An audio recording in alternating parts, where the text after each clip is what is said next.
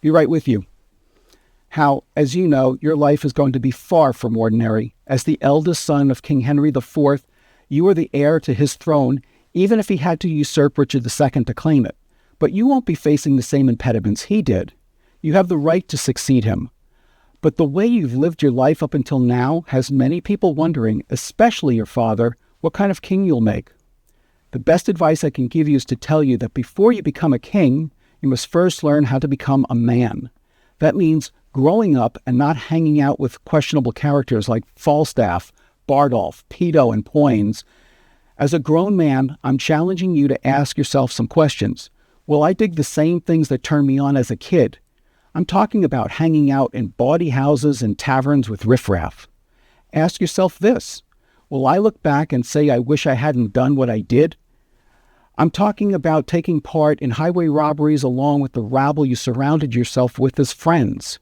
Also ask yourself, will I joke around and role-play with that fat knight Falstaff about how I will answer my father when he questions me about my behavior?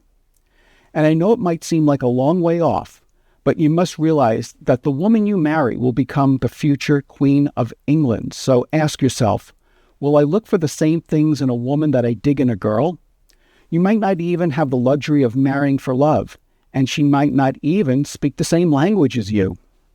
Ask yourself, will I settle down fast, or will I first want to travel the world before I take over as king?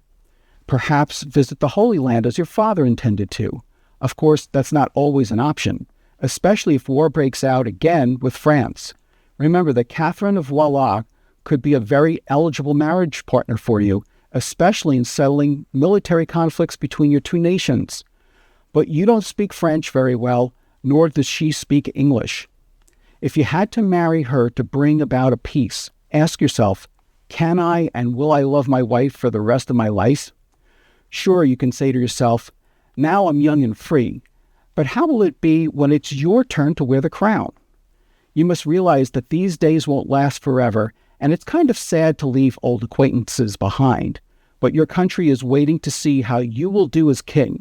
So before that happens, I challenge you to ask yourself once and for all, Hal, what will I be when I grow up to be a man?